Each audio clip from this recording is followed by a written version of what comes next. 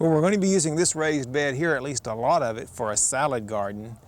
You know, there's a lot of different things you can add to a salad garden, and now's the time of the year to be getting them out, because most of the crops that you would want to put in it are really cool season crops, and we want to take advantage again of the cool weather and get some good growth on them before we have some warm days in the late spring and early summer. I'm planting in the first row spinach. This variety that I'm planting is Bloomsdale, and there are a lot of different varieties of spinach on the market, but I still like the Bloomsdale. It's an old variety, but to me it's sort of the standard by which all the others are compared, and I still like this variety real well, so that's why we're going ahead and planting it, because it has a lot of good qualities. Bloomsdale is a spinach that is resistant somewhat to early flowering formation. Some of our spinach varieties, you note, if you don't get them out too early, they're going to shoot a seed stalk up, and you're not going to have a lot of harvest of your spinach before that seed stalk forms. But I like the Bloomsdale because it is referred to as a long-standing variety, or one that can resist the temptation to shoot up a seed stalk real early in its growth cycle. Then in the next row down, we're planting some radishes. In fact, I'm going to plant about 3 varieties of radishes. The first variety that I'm planting is Sparkler. It's a new variety of radish. It has a real bright red color to it. It's a really attractive radish, not only for fresh use, but also for use in salads and, of course, on relish plates. Now, the radish is one of the first crops that we're going to see coming up in the garden after we plant, because it is a plant that has only a short requirement before it germinates. And so, because of that, and because it matures very early, we can plant several varieties of radishes and get some spacing in maturity, or you may want to plant the same variety of radishes about every 10 days to 2 weeks in your garden to spread your harvest out. Another variety of radish that we're planting is the Cherry Bell. It's another old variety, but yet still a variety that has a lot of good qualities about it. Cherry Bell is one that is, again, a very nice bright red color. It has a nice shape to it, looking very much like a cherry actually, so hence it's called the Cherry Bell. Now the Cherry Bell radish, though, is one that when we get a little bit of growth on it, or as it gets later in the season, the Cherry Bell is going to become hot and a little bit puffy inside, so you may want to be sure that if you're choosing the Cherry Bell variety that you take advantage of the early weather on it, because it's not a good late season variety. However, another variety of radish that we're planting is the White Icicle. The White Icicle is a long, slender radish that resembles a small carrot somewhat. And the White Icicle radish is a very mild tasting radish, and even as it gets larger in the garden, it still has a nice mild flavor to it. So it's another good addition to your garden, and I would recommend, because of all the different varieties of radishes that we have on the market today, that you try several varieties in your garden, because after you plant your radishes, you're probably going to have some ready to harvest within about 40 to 45 days on some of these newer varieties like the Sparkler. So now's the time to get out there and get your salad garden started. And Sue, I think you've got a lot of varieties of lettuce that you're wanting to plant. I sure do. One thing I wanted to mention before I got started is, if you want to get your children interested in eating radishes or in getting them planted, there's a variety called Easter egg.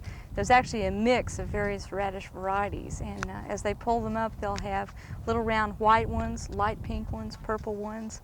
I know when we've grown them in our demonstration office, garden at the office in Tulsa, they've always been a big hit with the young people there in 4-H. Well, we have 4 varieties of lettuce that we're planting. 3 of them are leaf lettuces, and 1 is a loose head type. And the first one here is a salad bowl lettuce, and salad bowl does real well in Oklahoma. One thing I want to mention on all lettuce seed in general is that a big mistake a lot of people make is to sow the seed too deeply. And really all you want to do is barely scatter it down the row and then just lightly pat it into the soil, because it needs a little bit of light to germinate. In fact, some of the vegetable growers in the Bixby area tell me that another trick they have with growing lettuce is that the night before they plant it, they'll put it in the freezer, put the seed in the freezer, and the cold, they think, seems to help it germinate. But I'll just barely press it in there, maybe put a little loose soil down over it, but hardly any, because they like light for germination. Now, ruby lettuce is a red lettuce. In fact, I have a picture of it here on the cover. It's very sweet, very, very colorful. gets a nice red color to it and holds that color well. There's some other red lettuce varieties as well. There's one called Red Sails that's very, very nice. And then there are a lot of gourmet lettuces you might notice cropping up on seed racks in stores and also in some of the garden center shelves. Now you look at the seed here, it's lighter colored. This is a white seeded one. And Ray tells me that the difference is that the lighter colored seed is for head lettuce and black seed or dark seeded lettuces are leaf lettuces. And so Ruby, even though we're going to grow it sort of as a leaf lettuce, it's really a loose head. I'm just going to barely pat that into the soil again. And the next one here is Grand Rapids lettuce. And if you notice again, it's dark seeds. That's a leaf type lettuce.